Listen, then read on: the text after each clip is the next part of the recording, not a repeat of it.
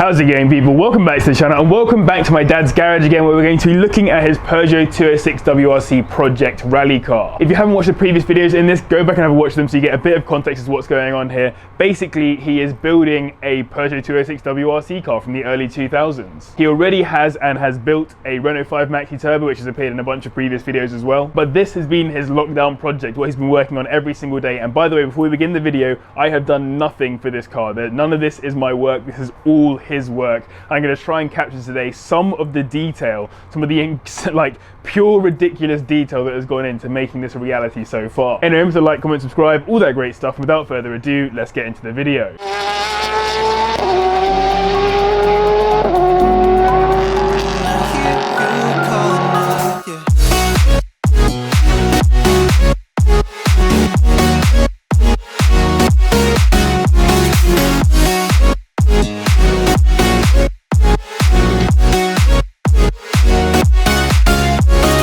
So I'm going to start at the back of the car and then work my way forward. So since the last time you'll have seen it, you wouldn't have seen that it has this rear wing on it. Now this took a very long time to actually get stuck onto the car because the brackets that normally come with it aren't very good and aren't going to keep it in place. So he had to think of a very intelligent way of getting this all to stay. So under here you can see these brackets here that have been welded into the car. So basically, in order to make sure that this sits in here, and in order to make sure that it doesn't foul the glass as well, he's had to build this bracket in and then obviously bolt it into place. So if I pull this down very slightly, you can see that the bracket is actually slightly bent. Basically, all of this section here has been made so that it doesn't foul the glass. We don't want to shatter the glass of the rear wing, but at the same time it has to be held in place securely. For those of you that hadn't seen it before, this is the rear section. This is the fuel tank. As you can see, it's now got a fuel filler cap on it, but also if you go back into here, you can see that we now also have the rear suspension in. So let's drop back under the car down here, and to the turrets that he made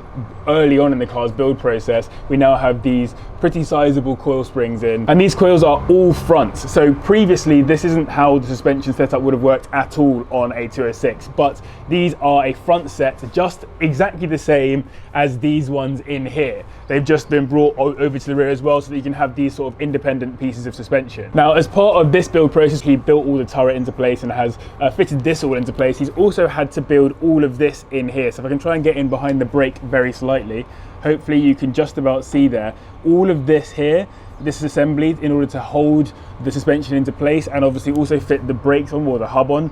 All of that has been built by my dad as well, so it's had to be well lined up in order to make sure that the suspension actually works and you can actually fit a rear wheel on in the correct place. Now these discs you can see on the rear and these discs you can see on the front are all off of a Mitsubishi Lancer Evo 10. Now I think it's 330mm on the front and 310 on the rear. I can't remember, it's something like that. The key thing is they are absolutely massive. This is a comparison against the size of my head. But just remind you, back of the car then, Dad built all of this roll cage stuff in here, and just to mention, it's not quite finished because there's going to be a helmet netting that goes in place here, as well as the radio setup which will allow the driver to speak to the co-driver, etc. And obviously, as you know, rear bumper is on, all of the sizable wheel arches, etc. are all on. Most of the body kit is in place now. I want to talk about the bonnet at some point as well, and the front bumper too, but sticking to the back of the car then, one thing I wanted to mention is that the subframe is all mostly in place. You can see there's a rear diff in there as well, and under the car, I don't know if I can get a good view of it, but that right there is the prop shaft, which has now been aligned through the bottom of the car. So you have a all-wheel drive Peugeot 206 WRC car, which is what you'd expect. So yes, all of this rear subframe built by my dad, aligned, made sure it's all in the correct places. Yeah, pretty insane. Now if you come to the middle of the car, obviously you've seen the seats are all in place. That's just expected. This is the handbrake which we've got, but now you also have this. So the gear stick assembly is also in place now. It's a sequential gearbox, as you can see shown here by the fact that that literally only goes backwards and forwards. All of this gear assembly here, obviously built by my dad, welded up so that it's nice and I don't know, clean, I guess, and then yeah, bolted into the car as well. So all of this just put together by Dad. Hopefully you can start to see just how much time each individual thing takes in this car. Now last time I showed you all of the new carbon fiber that had gone into the car. So you got carbon fiber in there, carbon fiber down here, carbon fiber up there. There was carbon fiber here too, but this has also now got most of the switches on it. These need to be stickered up and whatever to replicate the real car. You can also see now that the handbrake is also plugged into the car now. It's not just a nice assembly with some welding being done to it, it's also actually plugged in very nicely too. And then of course one of those super fun bits, it's like a fighter jet.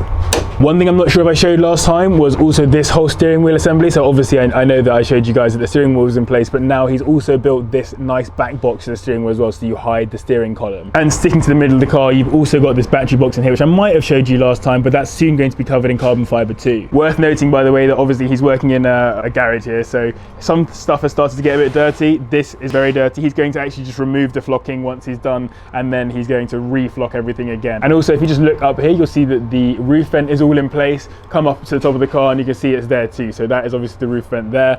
Air gets pulled in there, drops into the car, keeps you nice and cool. That whole rear wing section is so nuts. That's from the early 206 WRC cars as well. So the later ones had, I think, a very slightly different rear wing. This is an early 206 WRC rear wing. I think that is yeah, pretty nuts. And look at how much of a flick it's got on the back of it. It's clearly trying its best to give some fat downforce to the rear of the car. Twin layer and everything, yes, very, very cool. And yes, I know I'm focusing on this rear wing a lot, but if you look at it with all of the other body panels in place, with the wider rear arches and the wider front arch as well, all of it just kind of fits very nicely together to make it feel like a WRC car that it is. Now I think it's time to move towards the front of the car. So if we look at the front, we have a similar assembly in here. So I just want to remind you guys of how much work will have gone into place to be able to build this whole section here. So everything that you see here is hugely important to making sure that the car handles correctly, because it's all good and well building this whole front subframe assembly which he has built from scratch, but these two here, so this specific part of the wishbone and this, which is obviously for the steering,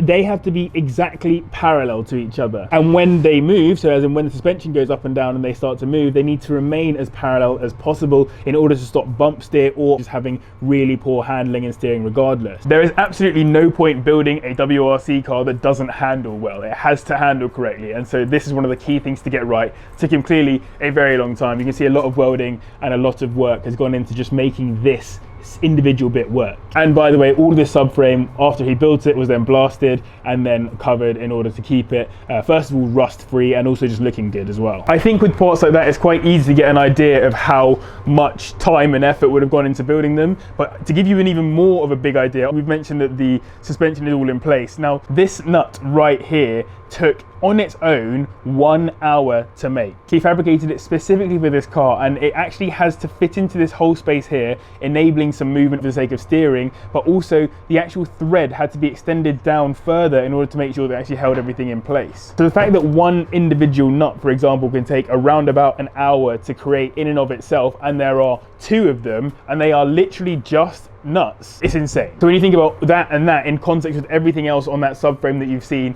and all of the subframe that you've seen at the rear, and everything else that has gone into this car, all of the cutting, all of the welding, all of the creation of all of this stuff, you can understand why this is taking an extended period of time. I don't think I could really describe in this video just how much time, effort, precision, thought, and just all out commitment to getting it right goes into this kind of build. But yeah, so that prop shaft that I mentioned earlier comes very nicely into here, into the transfer box here, which is off of an Evo as well. You've also got the Evo bell housing, which I've spoken about previously, but one of the most expensive parts of the car is now in place, and that is all of this section here. You've got a Quaife gearbox sitting in here, and if you know about Quaife sequential gearboxes, you'll know that they do cost a pretty penny. It was absolutely crucial though for him to have that sequential box. It was a key part that had to be bought on the car in order to enable the shifting. You cannot have a WRC car with an H pattern gearbox, that just doesn't work. And so yeah, Quaife in there, it's Quaife inside this transfer box as well. And then also you've now got this, it's been done this morning, this whole downpipe section for the turbocharger is all in place. And if you're wondering where the engine is,